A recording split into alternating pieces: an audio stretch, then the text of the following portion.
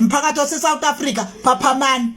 Ningamvotela umuntu omnyama, buyelana emabhunwini, bamane bahlali basikahlele bezobuyelana emabhunwini. Bahlulekile basithembisa ama-RDP, azange sakhelwa ama-RDP. Bahluleka ukuhlina, basithembisa iJoburg, iJoburg uthi njani. Bahlulwa iJoburg. Bazenza ngathi ikhona into abazoyenza. Hey, South Africa phaphamani. Labantu bathatha ukungqola kwabo. Wenela ukufika ama-foreign. Injani South Africa ukufika kwama-foreign? Thina sizalwa la bekunjani before intando yeningi. Bekusikhulu bonke kudobhe ngisho iphepha. Wenela ukufika lemtshata ngubo lezinto lenzi. Bhekani ukuthi kufela kanjani. Sifeyila siyacakekile sazi nje ukuthi size futhi ngeke sisakhona ukuphuma kulo faila esiyiko kube ile nkunzi zaseNigeria zisuka leNigeria zifika izwe lazo zizofuna ilizwe lethu yindaba zingayolungisa le bona namaZimbabwe yindaba bangalungisa abaseZimbabwe bashaya abelungu zololo babashaya bakhipha abelungu bathi abafune balungu bafuna umhlaba sebawutholile umhlaba bawushiya bathi mabeza la hey bantu base South Africa msana uvotela iANC futhi na kuiANC yona ningayivoteli. I think it's about time we have a discussion about the black people who claim that life was better during apartheid. So can I just ask you guys, which part was better? Which part exactly about apartheid was better, and for who was it better for? Oh, but we had more jobs, there was more employment. Firstly, your dream profession that you want to do right now, or that you are doing right now, you most probably couldn't do it back then. In fact, you definitely couldn't do it back then.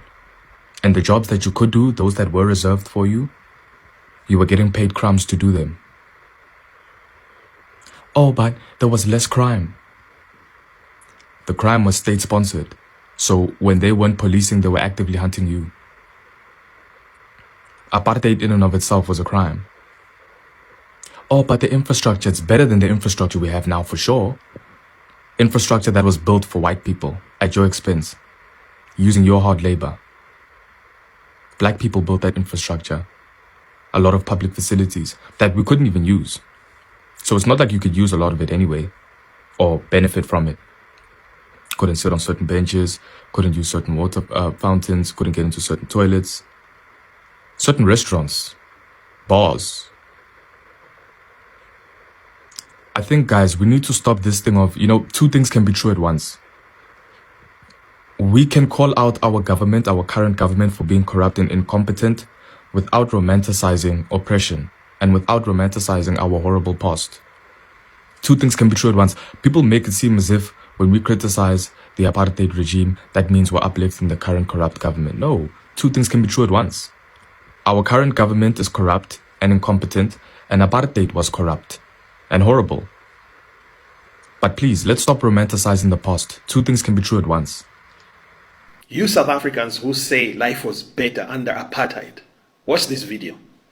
Yes. You only hear one side. You only hear anti-apartheid in this country and in Britain. You never hear the good things about it.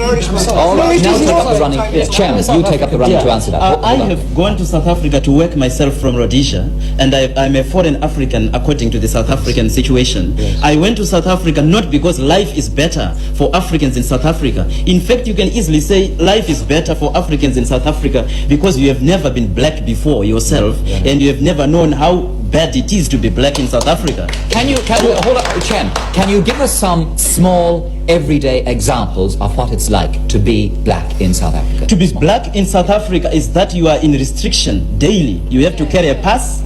You are not allowed to travel late at night in the city except for white people who are God's people. And in South Africa, you are not allowed to go even into certain restaurants because they are all white. There are always signs all over the city that non-whites, people who are not white, go through this direction. People who are not white, who are white, should go through this direction. And the directions through which white people pass, they are beautiful. They are beautiful places, well painted. Everything is fine. You find an African worker working in the mines getting £6, £2 a month, and a white worker getting over 100, and then you say life for Africans is better in South Africa. What were you saying to somebody during the week? You are not even a generation that is living 100 years after apartheid. In the buildings that you are living in, you still see those lifts that say whites only, when blacks were supposed to take the stairs instead of the lifts. You haven't lived so far that you can't see the vivid marks of apartheid everywhere you go right now. Chris Gardner, the man who inspired the movie The Pursuit of Happiness, which starred Will Smith, once said, "Tough times make strong men, but good times make weak men." What he meant was, poor men will work hard to build wealth, only to lose that wealth through their children who grow up in good times. Have a good night. Yamazi Groenewald. Mamele Groenewald, mawuthola chance. The Front Plus. Mawufuna ukubona ileader yini. Mamele Groenewald. Angikhathali. Groenewald. Yabo basingaba nepart ngoba uGroenewald. Ngoba Action SA. Ngoba iPatriotic Alliance, zaba iphathe one, zaba yizo government kodwa. Yonke South Africa lesifuna iselithola. Lesifuna South Africa. Freedom Front Plus.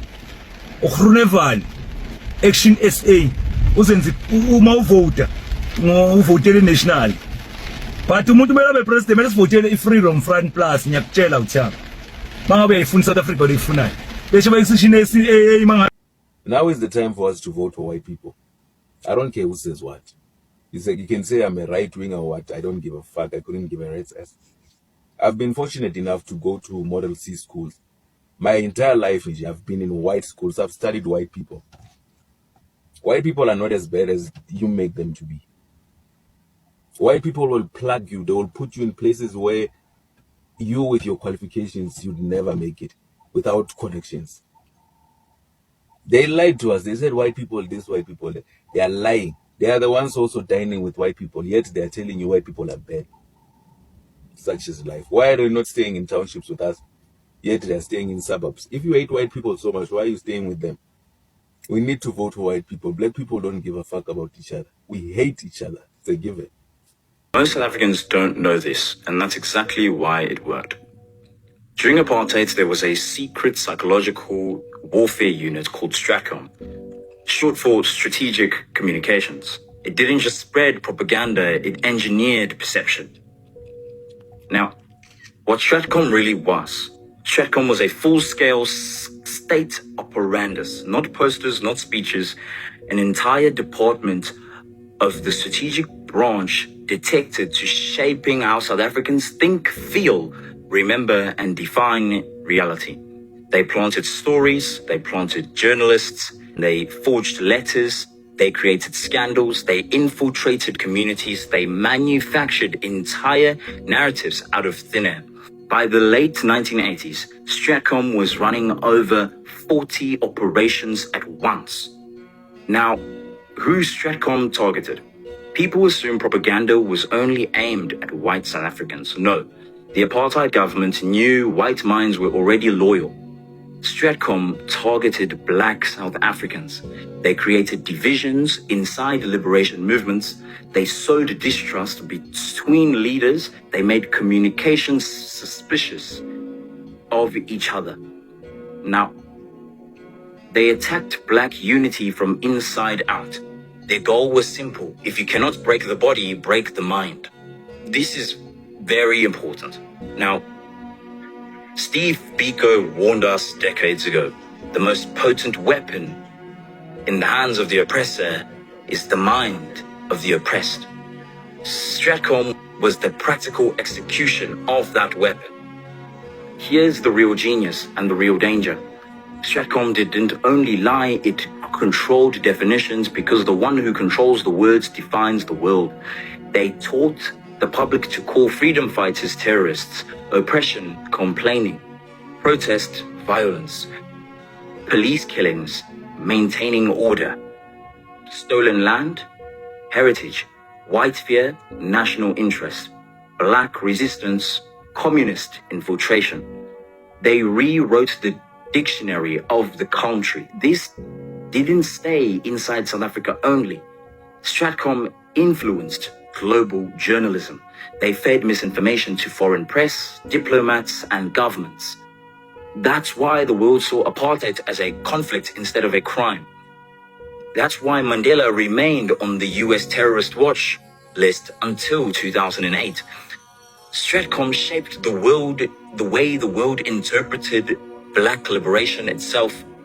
And here's the part the people need to understand. Stratcom did not die in 1994, the department shut down, but the narrative survived. When someone says stop living in the past, black people can't govern, whites built the country, the ANC ruined everything, apartheid wasn't that bad, they are not speaking original thoughts, they're repeating Stratcom. And this is why we must study Stratcom today, because if you don't understand how your worldview was engineered, you will mistake programming for personal opinion. Stratcom shows us something simple, right? If you don't define your reality, your oppressor will define it for you, and they will define it against you. Understand the system, break the spell, rewrite the language, reclaim the truth. So, I just bumped into an older white South African woman. She grew up in South Africa and left in the early 90s. Well, after Mandela became president. She left the country. She's one of those that left the country at that time. And this woman has been trying to get me to hang out with her, go for coffee, and she wants to come babysit my kids and all those things. And I am like, no, I am absolutely not interested.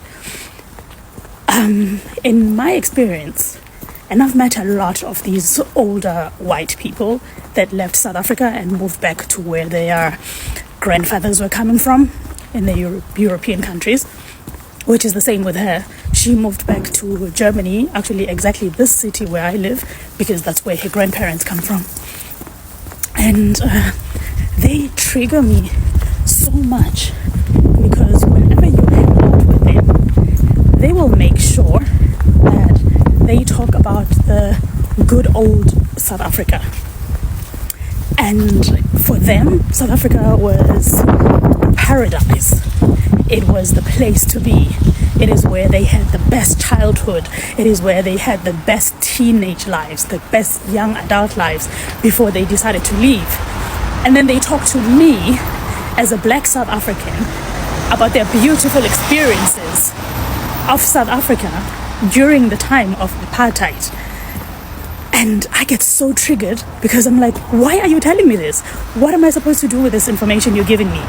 Am I supposed to give my 2 cents about it? Am I supposed to applaud what a great life you had? Am I supposed to envy it? Like, what is it that you expect from me? So I declined yet again an invite to hang out with her.